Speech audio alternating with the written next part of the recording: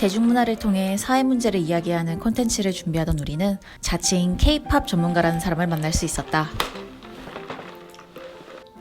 시작할게요. 익명을 요구한 그는 자신이 벌써 K-팝을 판 지 15년이 되었다고 말했다. 하면 될까요? 네, 시작할게요. 하나, 둘.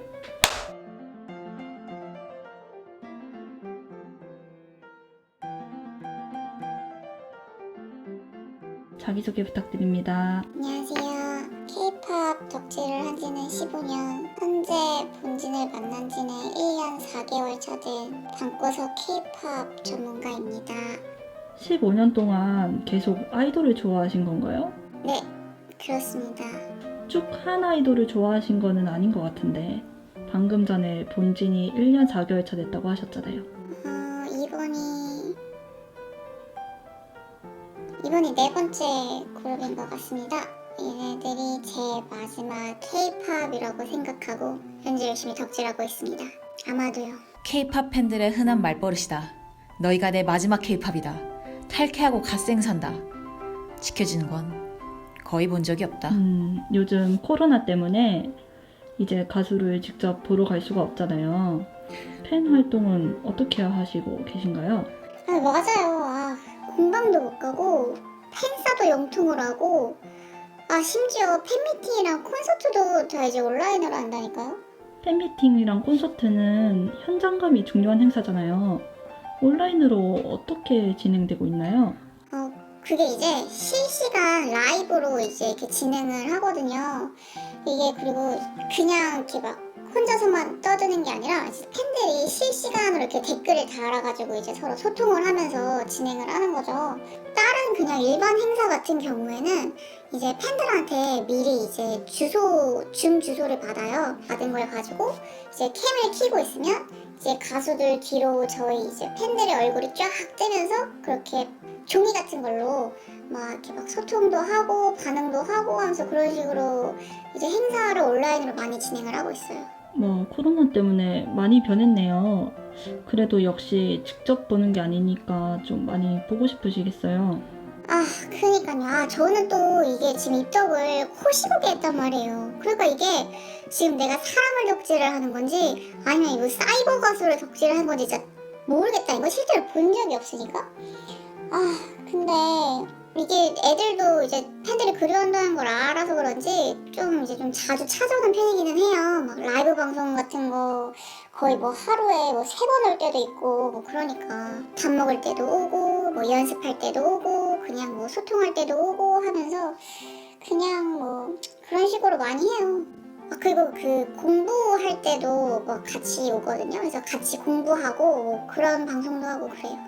스터디 윗미 같이요? 네, 맞아요. 그 스터디미 같이 그렇게 걔가 공부를 하고 있으면 저도 그 영상을 보면서 같이 공부를 하는 거죠. 이게 옛날에는 팬들이 이게 직접 영상 같은 거 클립을 짜집기 해가지고 스터디 윗미 느낌을 내가지고 이렇게 영상을 만들었거든요. 근데 이게 코로나 때문에 뭐 이렇게 막 장기화되고 못 만나고 이러니까 이제 애들 가수 본인이 직접 나와가지고 스터디 윗미 같은 영상을 이렇게 만들어서 하고 그러더라고요. 스터디 윗미는 말 그대로 함께 공부하는 영상이다. 실제 공부하는 장면을 편집 없이 리얼타임으로 몇 시간 동안 찍어 올리거나 라이브 방송으로 보여준다. 이 콘텐츠는 주로 공무원 시험을 준비하는 공시생들이 공부할 때 쓰는 콘텐츠였다. 공시생들은 혼자 공부해야 하는 시간이 길기 때문에 스터디 윗미처럼 스스로에게 강제성을 부여하는 방법을 이용했다.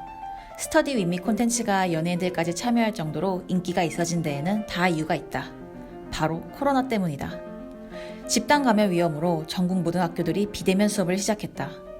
학생들은 집에서 스마트 기기나 컴퓨터를 이용하여 수업을 듣는다. 집에서 스스로 공부해야 하는 시간이 몇 배나 늘어나 버린 거다. 2020년 전국의 초중고 500여 명을 대상으로 실시한 설문조사에서 54.1%의 학생들이 집에서 공부할 때 혼자 앉아서 집중하기가 어렵다고 대답했다.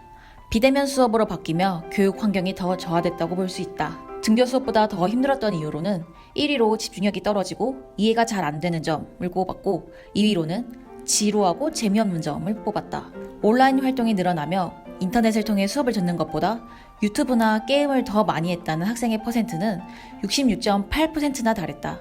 그러다 보니 학교 수업에 의지하여 공부하던 학생들이 스스로 일어나 공부하는 데 어려움이 생겼다. 함께 공부하는 친구들도 없으니 주변 환경에 대한 자극도 사라지고 공부에 대한 동기부여나 의지도 약해졌다. 결국 중위권 성적이었던 학생들의 성적이 떨어졌다. 비대면 수업이 진행되고 성적이 떨어졌다고 대답한 학생은 35%나 된다. 현재 학생들의 성적 분포도를 보면 중위권 비율이 빠진 모래시계 모양이다. 왜 이렇게 됐을까? 그렇게 스터디 윈미 같은 걸로 하면 공부가 더 잘 되나요? 아무래도 동기부여는 좀 되는 것 같아요. 약간 좀 뭐라 그래야 되지? 내 새끼도 이렇게 열심히 하고 있는데 나도 열심히 해야겠다. 약간 이런 마음이나 아니면 네가 하고 싶은데 얘 아직도 공부하고 있네? 내 최애가 공부하고 있는데 좀만 더 하자. 약간 이런 마음? 그런 마음으로 좀 더 하게 되는 거 있는 것 같아요. 비대면 수업은 인터넷 강의와 다르다. 인터넷 강의는 강한 동기부여가 된 상태로 시작하는 것이 일반적이다. 그렇기 때문에 긴 강의를 끝까지 버티고 앉아 있을 수 있다. 필요한 사람들이 선택에 의해 듣는 것이 인터넷 강의인 것에 반해 비대면 수업은 모든 학생들이 강제적으로 들어야 한다. 인터넷 강의는 여러 제작진이 참가하여 만들어지는 전문 콘텐츠인 반면 학교 선생님들은 영상 제작 경험부터가 적다. 작은 줌 화면으로만 진행되는 화상 수업은 집중력과 흡입력이 떨어질 수밖에 없다. 그러다 보니 학생들의 수업에 대한 이해도도 저하됐다. 수업 중 이해하기 어려운 내용이 나왔을 때 학생들은 어떻게 대처했을까? 대처 방식의 차이는 학생들의 경제적 수준에 따라 확연히 나뉘었다. 경제적 수준이 높은 학생들은 대부분 보호자로부터 도움을 받는다 대답했다. 그러나 경제적 수준이 낮은 학생들은 22.4%가 해결하지 못하고 넘어간다고 대답했다. 보호자로부터 도움을 받은 학생도 13.4%로 경제적 수준이 높은 학생에 비해 약 3배 정도 낮았다. 부족한 공부를 메우려는 듯이 사교육비 지출도 코로나 이전보다 57.9%나 증가했다. 그만큼 가계에 대한 부담감도 늘어났다. 수업을 듣는 환경도 소득 격차에 따라 달라진다. 온라인 수업 시 집중하기 어려운 장소에서 수업을 참여했다는 질문에 대해 경제 수준이 낮은 학생은 16.6%나 그렇다라고 대답했다. 경제 수준이 높은 학생들은 이 질문에 대해 4.9%만이 그렇다고 대답했다. 두 집단 간의 환경 차이가 3배 이상 나버렸다. 온라인 교육이 늘어날수록 큰 돈을 투자하지 않는 한 교육 수준은 점점 떨어질 수밖에 없다.